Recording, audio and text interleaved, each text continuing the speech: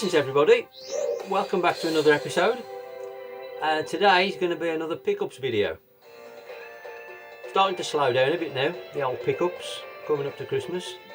Not really got much on the way either, though there is some more Wii U editions which I'll save for the specific Wii U series we've got going. So there's no Wii U stuff in today, but there are some exciting additions to the Wii U Quest. So check out the next episode. I'll hopefully have that one up in the next week or so. But we do now need one for the Wii U set, but we'll leave it there. Anyway, back to today's pickups. Thanks for stopping by again, and bit of a mixed bag today. Quite a few different consoles. We've got NES, and we've got Switch, which is quite new for me. We've got Xbox Master System, Wii, and a Colecovision game. So, without further ado, we'll start with the NES games. And the NES is something I've been getting into recently, and quite liking really. It's not something I've messed too much with in the past, but I'm quite enjoying exploring the NES, and I picked up McDonalds Land. This seems quite a fun little platform game. Played the first few levels, decent graphics, just seems to be a collectathon from what I've played so far, but quite a good game. Got an overworld map like sort of Mario 3. But yeah, it's quite good. I do quite like it. I'm not going for cardboard boxes on NES games. Cart only is fine for me. Not paying cardboard box tax, so more than happy with just getting cart only. And then I also picked up one of these multi-carts. You've probably seen them on eBay, and I've seen them before, and I thought, well, they can't be much good for the money. It's like 10 quid or just over. And it's 500 in one NES cart. There's quite a few people selling it. But I was really quite surprised when this one came, because I think it was supposed to come from China, but it actually come from Germany. But the actual cart quality is really good. I mean, I'd have to say the feel of the cart is as good as a genuine cartridge, and the sticker's nice quality. And you know, it says 500 games. There are, but they're not all like proper NES games. But there are a good selection of actual NES games on it. The menu's pretty terrible, you know, it's not well organised, and you've got to sort of go through everything to find what you want. But for the money, for 10 quid, you can't go wrong with this. There's got to be at least, you know, 50 to 100 actual NES games on it. What more can you say? 10 quid or 15, it was between 10 and 15. Great way to try stuff before you actually buy the proper one. No brainer for me. That's all the NES I've got in this episode. Next we've got a Colecovision game, which is a rare pickup for me. I mean, I've got a few Colecovision games, but I don't pick up many these days. But I was on eBay and saw this one, and it's one I've not heard of before. But it looks like the old single screen arcade type game, which, you know, I love that kind of game. So I've not tried it yet, but I'm looking forward to giving it a blast. And we've got Rock and Rope. Anybody out there played this one? Cart's in quite nice condition actually. But yeah, I love the Colecovision. Great little system. Fantastic system. I've got a modified one so you can play it, you know, 60 Hz with modern AV leads. Cracking system. Really a big fan of it. Anybody got any Colecovision game recommendations out there? It's like I've got probably a dozen or so, but I'm not a massive. I haven't got a massive amount of knowledge about the system or games you can get for it, I should say. But yeah, it's cracking. if you've not bought one or played on one before, I do recommend one. Right, next we've got the Switch, and it's my only current system, and I don't buy games for it that often.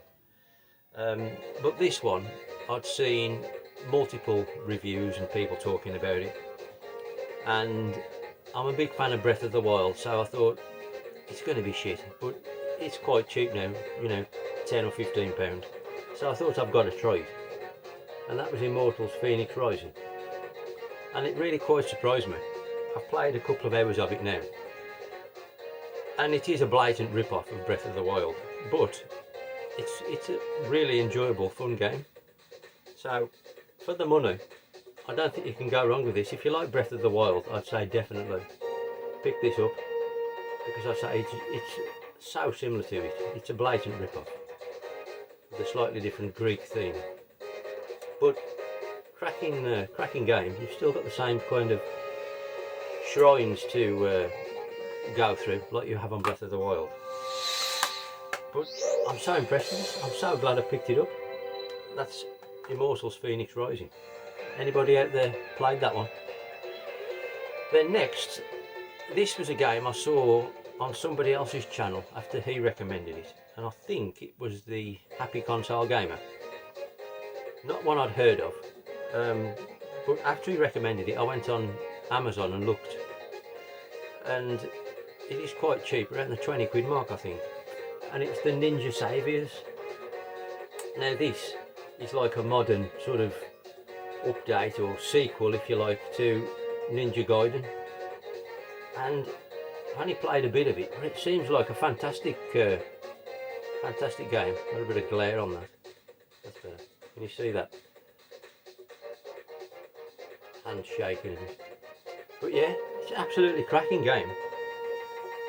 Really, you know, it's very similar to Ninja Gaiden in look and how you play, but obviously with modern sort of detailed graphics, and it even comes with a nice little colour manual and a little poster, which, I mean, how unusual is that for a modern game? So I thoroughly recommend that one, the Ninja Saviors.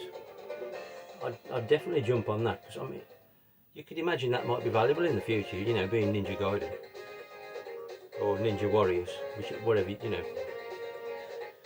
So yeah, anybody out there played that one? It took me by surprise. So that's it for Switch. Like I say, I don't buy many. One day I might do a Switch games video, because it won't take long. Next we've got one original Xbox game, and this is an upgrade. I've already got it, but my box was not the best, and then I came across this in CEX, I think it was, when it's only £1.50 I think, so grabbed it because it's in nice condition, and that's Group S Challenge. Now this is a Capcom racing game for £1.50, and it's really quite a good game. What I've played of it, nice and complete, like I say, in lovely condition, and I mean, Capcom, you know, that's generally a sign of quality, isn't it? So for £1.50, it's a good game. I might do maybe a let's play on this one in the future at some point, because I don't think it's a common game. It's not one I'd seen until about 6 months ago. I didn't even know it existed. So chuffed to have a nice one now. Right, then we're on to the good old Master System, and loving the Master System right at the moment. Loving the Master System Challenge by 8-Bit Boy UK. Really piqued my interest back in the Master System, and picking up a few more that I've never experienced before. I think the challenge is great for that, because, you know, it makes you play something you've perhaps not played before. It certainly has for me, and that then leads you on to thinking, oh, I might try that one as well, and it's great. Oh, Master System's a great console. So yeah, the first one I've picked up, now I'm a big fan of Choplifter, and I think I'd played bits of this before, and I've never bought it or owned it, but been on the lookout for it, and that's Air Rescue, because it's kind of similar to Choplifter. I mean, I don't think it's as good as Choplifter. The graphics are perhaps better, but I don't think it plays as well. The control's not, I don't know, it's a bit slow to control, I thought. But it's quite a good game. It's the same principle, rescuing hostages. It's in quite nice condition, just no manual, unfortunately. But I can live with that. You know, I'm not desperate to just collect complete Master System games. I'm just grateful to get the game in whatever form, as long as I can play it, really. So yeah, I was quite pleased with it. I think that was reasonably cheap. It was less than £10. I mean, if you can get a Master System game under £10, unless it's something crap, I don't think it's a bad deal, really. And then this next one's one I've been after for some time, but just never got round to picking it up. Love it on the Mega Drive, and it's well regarded on the Master System as well. And that's Castle of Illusion. It's in really quite nice condition, this one, with the hang tab. Box is really nice, and it is good. Great addition to the Mega Drive version. The manuals, the cover's a bit loose, unfortunately. That's the only criticism of the condition. Aside from that, it's really nice. So I was chuffed to get that one at last. I need Land of Illusion now as well. I'm on the lookout for that one next. So yeah, chuffed to get that one. And then the last two we've got today are both Wii games.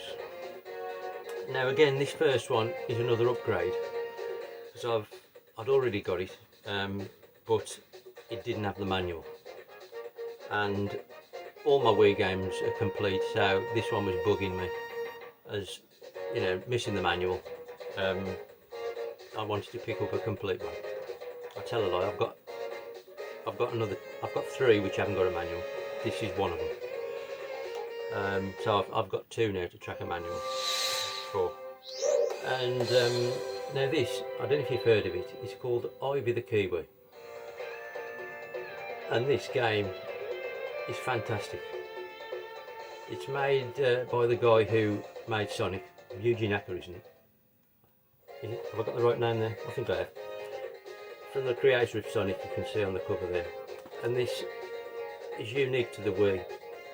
But you've got to guide this little character, this Kiwi, basically from the beginning of the level to the end, by he automatically runs, and you've got to use the Wii remote to sort of draw IV platforms for him to run on and avoid the obstacles and traps on the level, to negotiate him from the start to the end without dying, basically. And it's such a, it's really hard to explain. I'm going to do a video on this because I like it that much. I'm going to do sort of a gameplay video on this to sort of highlight what it's like, because it's quite difficult to explain. But it's an absolutely amazing game. Wonderful soundtrack. Really can't sort of praise it enough. I was put onto this by another channel because I'd never heard of it. It was Nick Retro Break that I saw recommend this one, and I picked it up after that, and it's mega. There is a DS version as well, which, to be honest, I think is even better. It works even better on the DS. So I thoroughly recommend tracking that one down. It's not the cheapest of Wii games. It goes for around the 20 quid mark. But honestly, do yourself a favour, and if you like a puzzle platformer, pick that one up.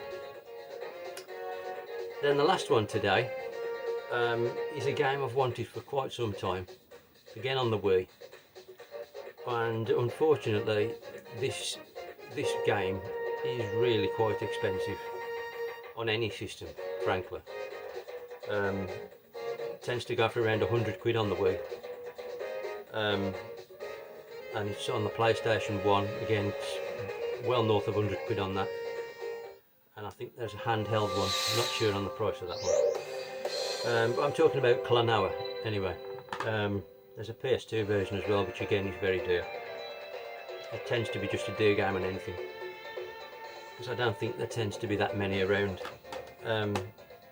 I've got the PS2 one on the Japanese version because it's so much cheaper. So along the same kind of line, as I said, the PAL Wii version's around 100 quid. So, you know, that's out of my budget. But then I managed to track down the Japanese one for significantly less. I think I paid 20 or 30 quid or something. It's around that mark for this, 20 or 30 quid.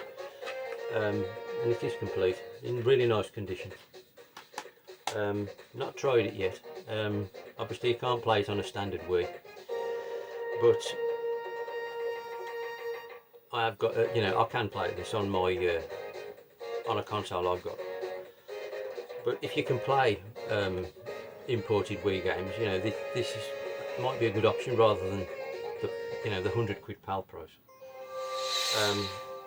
And you know, I've played, like I say, the Japanese PS2 version, which is perfectly playable. You know, it's not much of a language barrier on a platform game, and I mean they're great games, aren't they, where I've played of them.